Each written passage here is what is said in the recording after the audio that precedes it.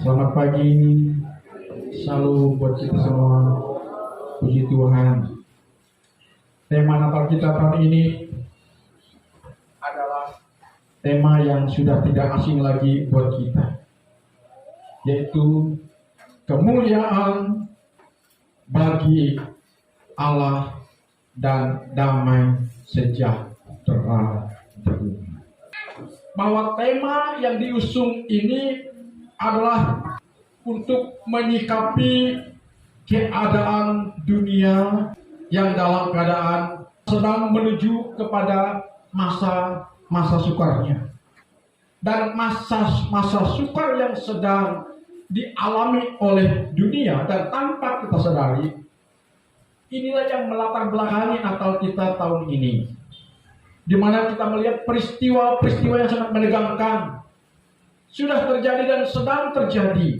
Kita tahu, saudara, belum juga selesai perang Rusia dengan Ukraina, pecah lagi satu perang yang cukup dahsyat di Timur Tengah antara pemerintah Israel dengan satu kelompok faksi Hamas di Palestina yang telah menimbulkan korban. Mungkin sudah ada 20 ribuan nyawa melayang akibat peperangan tersebut. Nah, bayangkan saudara, kalau bangsa-bangsa di dunia melalui perwakilannya yang ada di PBB, jika mereka tidak menyikapi dengan bijaksana tentang kejadian atau pecahnya perang yang ada di dua benua ini, sangat dikhawatirkan berpotensi untuk menyulut perang dunia ketiga. Dan bila mana perang dunia ketiga itu pecah, sangat dikhawatirkan senjata pemungkas massal yang kita kenal dengan senjata nuklir itu sudah pasti akan dipergunakan, saudara. Dan bayangkan jika senjata nuklir itu digunakan dalam peperangan dan efek daripada tembakan senjata nuklir tadi akan berpengaruh kepada satelit, ya, akan berpengaruh kepada sistem komunikasi, akan berpengaruh kepada jaringan internet. Dan coba bayangkan saudara, bila komunikasi terganggu, jaringan internet terganggu, maka bisa saja menimbulkan chaos dalam dunia ini. Karena dunia sudah mengglobal. Bila mana sistem komunikasi, bila mana sistem internet itu sudah tidak jalan, waduh, saudara dapat bayangkan betapa kacaunya dunia ini. Ya, karena itu kita berdoa agar jangan sampai terjadi pecah perang dunia ketiga. Sebab bila itu terjadi, saudara, internet macet, komunikasi macet, ekonomi sudah barang tentu pasti akan menjadi berantakan dan tak karu-karuan. Saudara mungkin punya banyak uang di bank, tetapi jika ini terjadi, saudara tidak bisa mengakses duit saudara, saudara tidak bisa menarik uang saudara.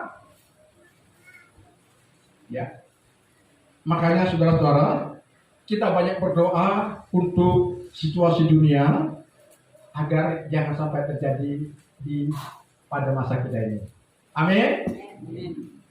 Kemudian belum juga selesai ancaman perang dunia ketiga. Dunia juga sedang diperhadapkan kepada ancaman elit globalis dengan program depopulasinya. Program depopulasi ini bertujuan untuk mengurangi kepadatan penduduk dunia. Dan ini tanpa kita sadari, program ini sedang berjalan. Dulu kita kenal dengan COVID-19.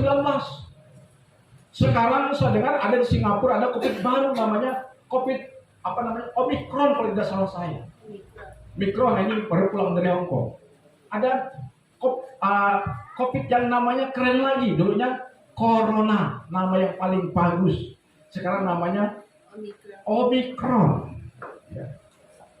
Ya. Dan itu tidak lepas daripada permainan elit global, saudara-saudara. belum selesai kita dengan diperhadapkan kepada masalah program depopulasi maksudnya, melalui penyebaran penyakit yang kita kenal dengan virus COVID-19 dan virus Omicron. Sekarang juga kita sedang diperhadapkan kepada ancaman impor nyamuk dari luar negeri. Ada nyamuk yang namanya Bionic Wolbachia yang katanya sudah disebarkan di 6 kota besar di Indonesia. Cuma kita bersyukur tidak ada kata Pontianak yang masuk dalam penyebaran nyamuk ini sudah. Dan menurut pakar, penyebaran nyamuk Bionic Wolbachia ini bertujuan untuk memerangi nyamuk-nyamuk yang membawa virus demam berdarah, karena sekarang Indonesia sedang mewabah, diserang virus demam berdarah, sehingga pemerintah sudah menetapkan itu sebagai bencana nasional, sehingga ada banyak orang-orang yang kena virus demam berdarah, pengobatan di rumah sakit ditanggung oleh negara. Saya sangat heran, saudara. Kenapa bisa menerima impor nyamuk? Kita tidak tahu apakah itu memang betul-betul program dari elit global tadi untuk mengurangi penduduk Indonesia. Karena Indonesia ini negara rebutan oleh dunia, karena negara kita adalah negara yang paling kaya sumber daya alamnya, dan tidak ada duanya negara di dunia yang memiliki kekayaan alam seperti Indonesia. Luar biasa. Kemudian belum lepas juga dibayang-bayangi oleh ancaman dari virus nyamuk Wolbachia atau DBD tadi. Kita juga sedang diperhadapkan kepada pemilihan umum 2024. Dan jika kita salah memilih para pemimpin kita, para wakil-wakil rakyat kita, juga bisa berdampak kepada keberlangsungan kehidupan berbangsa dan bernegara di dalam bingkai negara kesatuan Republik Indonesia. Karena itu, melalui mimbar ini saya ingin mengimbau kita semua, jadilah pemilih yang cerdas. Amin. Jadilah pemilih yang baik. Ini bukan politik. Ya, karena nasib bangsa kita ini ada di tangan kita. Bila kita salah memilih para pemimpin, salah memilih wakil-wakil kita yang duduk di parlemen, maka dampaknya saudara 5 tahun ke depan atau 10 tahun ke depan. Kita tahu negara kita dan negara yang tadi saya sudah katakan, negara yang kaya raya, negara yang bahasa Jawanya gemah, ripah, loh, Cinawi, yang Gus Plus pernah mengatakan tongkat dilempar bisa menjadi tanaman, saudara. Betapa suburnya, saudara. Tetapi bayangkan, negara yang begitu subur, makmur, hanya dikenal dengan 2 musim. Tapi kita negara yang belum sejahtera. Masih ada banyak masyarakat yang miskin, saudara, padahal negara kita kaya. Pertanyaannya, kenapa itu bisa terjadi? Jawabannya adalah karena ada yang salah dalam pengelolaan negeri ini. Ya, makanya kita berdoa agar negeri ini betul-betul dikelola dengan baik sesuai dengan amanat undang-undang kita, untuk sebesar-besarnya buat kemakmuran dan kesejahteraan anak negeri. Ya. Tapi kalau salah kelola, sebesar apapun kekayaan yang kita miliki, tidak ada gunanya, saudara-saudara. Oke, kita kembali kepada tema. Kemuliaan bagi Allah di tempat yang maha tinggi dan damai sejahtera di bumi. Pertama saya mau sampaikan arti daripada kata damai dan sejahtera dan juga bumi. Damai berarti aman, damai berarti tenang, Damai berarti tidak ada peperangan. Damai berarti tidak ada kerusuhan. Damai berarti ada rasa nyaman. Ya. Nyaman dalam hati, nyaman dalam pikiran, nyaman dalam batin dan jiwa. Dan kata sejahtera berarti aman sentosa, berkecukupan, bahkan bisa berkelimpahan, bahkan makmur luar biasa. Sedangkan di bumi berarti dunia kita, dunia ini. Dan dunia ini bisa berarti pribadi kita, keluarga kita, rumah tangga kita, pekerjaan kita, usaha kita, pendidikan kita, bahkan pelayanan kita. Dan untuk menikmati rasa damai sejahtera di bumi, dalam hidup kita, dalam keluarga kita, dalam rumah tangga kita, dalam lingkungan kita, maka diperlukan satu perkara saja, yaitu kita harus mencari perkenanan Tuhan. Sebab tanpa perkenanan Tuhan tidak ada damai sejahtera di bumi. Tanpa perkenanan Tuhan tidak ada ketenangan yang sesungguhnya. Dan tanpa perkenanan Tuhan tidak ada sukacita yang sejahtera. Perhatikan ayat dari tema kita dalam Lukas pasal 2 ayat 14. Damai sejahtera di bumi di antara manusia yang berkenan kepadanya. Ada kata di antara, ya kan? Jadi Lukas menulis tidak dengan damai sejahtera untuk seluruh bangsa di bumi ini, tidak, tapi hanya ada kata di antara.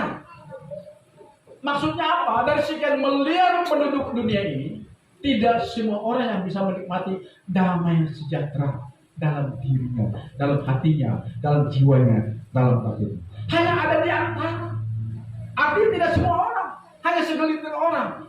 Orang yang bagaimana yang bisa menikmati damai sejahtera dalam dirinya, dalam hidupnya, dalam hati dan pikirannya, yaitu orang yang hidupnya berkenan kepada Tuhan. Orang yang hidupnya mencari perkenanan Tuhan. Coba kita yang hadir dalam ibadah Natal tanggal 25 Desember ini, tidak semuanya kita bisa menikmati damai sejahtera.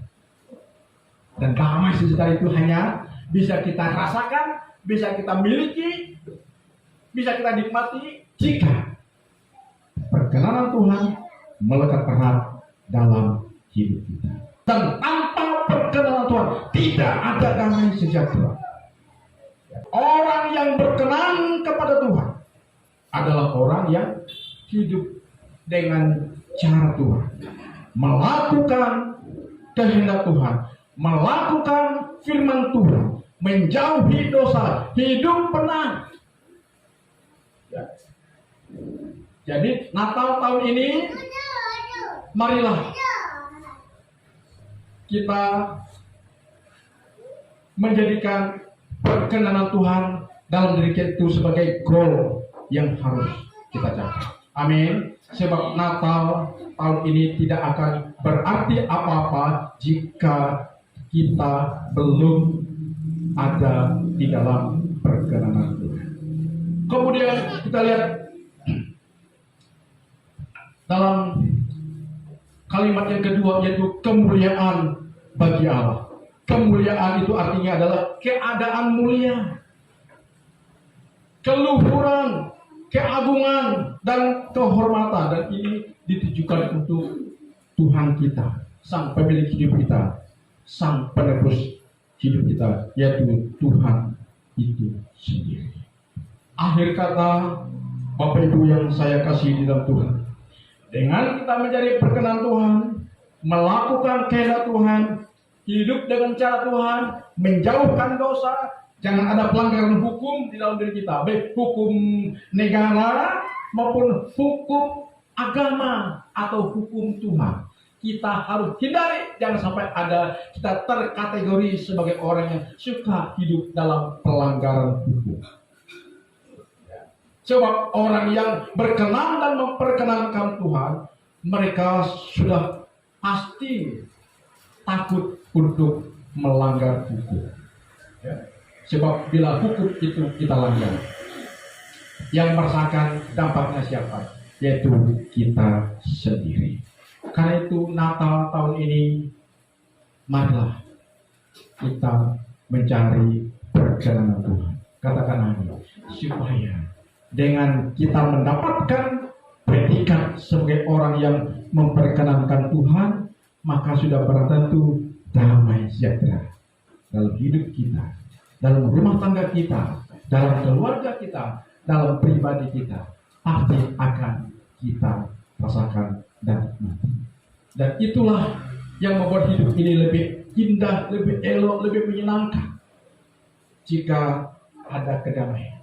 Tapi bila mana kita minus kedamaian, apapun yang kita raih tak ada artinya, saudara. Tidak berguna. Ya.